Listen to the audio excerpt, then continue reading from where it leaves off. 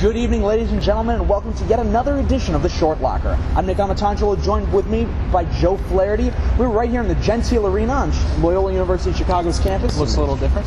A little bit different. Court's a little redder than usual, but there's some great volleyball action that's going to be played here over the next few days. But we had some great games today. First things first, we saw Erskine College taking on Stanford University. The first game of the NCAA Men's Final Four saw Stanford taking on Erskine College. Now, Erskine has only had a program for 2 years, and they were looking to make a splash in their first Final Four against a Cardinal team that has won the National Championship twice. But the first set was all Cardinal. This kill from Stephen Irwin gave them a 9-point lead, and then Brian Cook would slam it home to give the Cardinal a 1-0 set win. The second set saw a different Erskine, although it would come at a price. The Flying Fleet got off on the right foot behind a Mike Mikolau kill. They would hold a 4-2 lead before errors started to haunt the Flying Fleet. The Cardinal would regain the lead and took the second set behind yet another Flying Fleet error.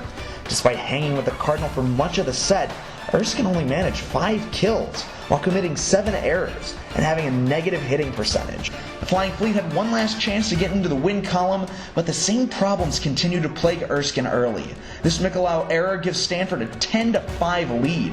However, Erskine was not done yet.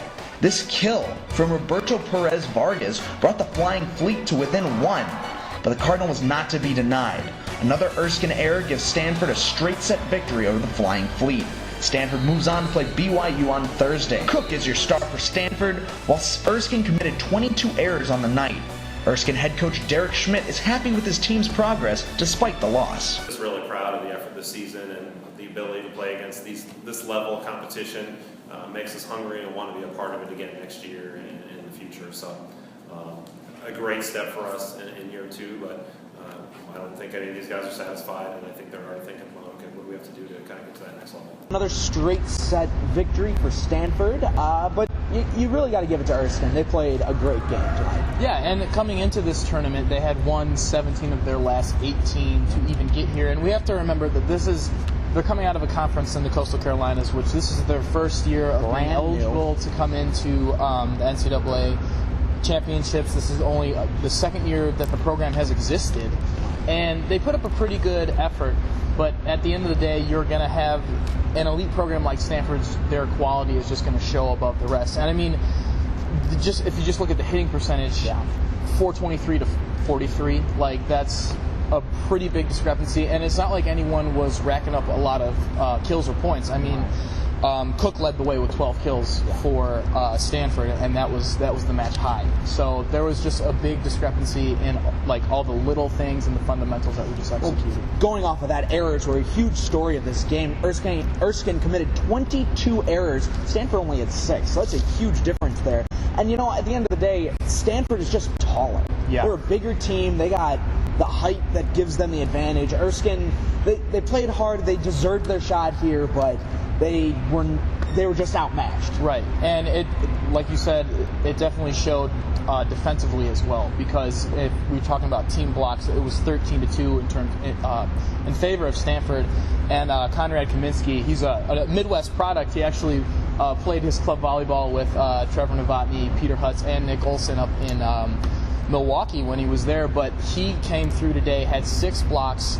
And that I believe he was one of 4 players with at least 3 blocks. So it just really showed their size played, their defense played, and when you have a team like that, it's a very good sign going forward for Erskine, but they just weren't quite there yet. Well, from one exciting matchup to another one, we had Penn State Nittany Lions taking on Lewis University Flyers, with the winner advancing to take on Loyola Ramblers. The second match of the night saw Penn State take on Lewis. While the Nittany Lions received their spot in the tournament by winning their conference, Lewis was selected as a controversial at-large pick over Pepperdine.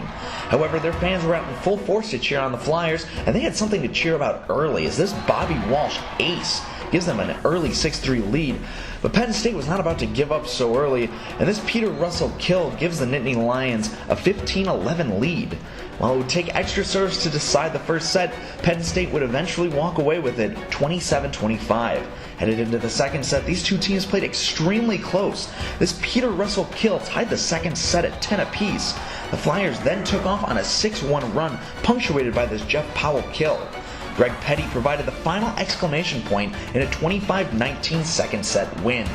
Penn State was hampered by 10 errors and a 105 hitting percentage despite 14 kills. Headed into the pivotal third set, it was Penn State that came out hot. This Matt Callaway kill gave the Nittany Lions a 15-10 lead, but the Flyers were not going to go down quietly. They forced an attack error from Nick Goodell to tie it at 23. But this big block from Aaron Russell and Matt Callaway sealed the third set for Penn State. Where poor hitting doomed the Nittany Lions in the second set, the Flyers caught the bug in the third with 8 errors. In the fourth set, the Flyers once again found themselves down early. This Jacob Schmelp kill opened the lead for Penn State. However, Lewis was not going to go down without a fight. They forced a Peter Russell attack error to get back within 1. But the Flyers ran out of gas, and this Matt Seifert kill sends Penn State to a semifinal date with Loyola on Thursday. The Russell brothers, Peter and Aaron, combined for an impressive 35 kills and 7 blocks. Greg Petty led the way for the Flyers. Mark Pavlik is not changing his strategy for the top-ranked Ramblers. You don't change what you do and who you are just because you're afraid of losing. You are who you are. You just make sure you come in prepared to weather storms. So Lewis University put up a fight. This was actually the first NCAA Final Four game that wasn't a sweep since 2012. Yeah. So they put up a fight more than some people believed they would, but at the end of the day, Penn State just had too much to offer, and they walk away with the win. They get to take on Loyola Ramblers on Thursday. What stood out to you from this game, Joe? What stood out to me was, like you had already said, even though they lost and people were coming in saying, oh, Lewis is fluky, Lewis is it, this, that, the other thing, they showed that they deserve to be here. Absolutely. And it really speaks volumes to they dropped an extremely tough match here just a few days ago to Loyola in the NIVA title match, and to come back and put the effort that they did against a team that, you know, is at that elite threshold as Loyola in Penn State. For them to come back and to be able to put that on the floor, that was pretty impressive. And they played once in the regular season, and even though it only did go four sets, Coach Pavlik of Penn State called it a heavyweight bout, and I'm sure he would classify this as the exact same thing. Absolutely. There was a point in the third set where I really thought that Lewis could come away with this. They had a 2-point advantage. They were up 23-21 and just couldn't close it out. And Lewis just couldn't close it out. Penn State was able to finish, and then they just rolled over in the fourth set and get the win there. Yeah, I think at that point they were just a little too fatigued. Yeah. And when Lewis made both of their runs, not to slight Lewis, but it was also helped out a little bit by there was a few strings of errors to start the first and the third set.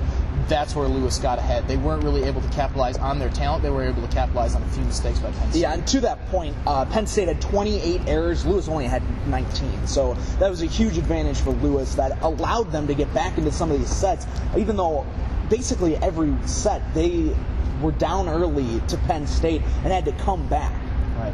And I'm sure they are glad that they're getting out of here now and they don't have to play another game against Loyola in this arena. Absolutely. I'm sure that Penn State is probably not looking forward to Thursday either, though. No, but we got 2 great games on Thursday. We got BYU taking on Stanford in a rematch of the West Coast Conference Championship game. BYU won that 3-1. And then later we have Penn State taking on the Loyola Ramblers. Penn State visited here in March, and Penn State actually lost to Loyola 3-1. So Loyola's going to be looking to continue their success against Penn State. Penn State's going to be looking to upset the #1 overall seeds. We'll see what happens on Thursday. Big boy volleyball. Absolutely. For Joe Flaherty, I'm Nick Amatangelo. We'll see you on Thursday.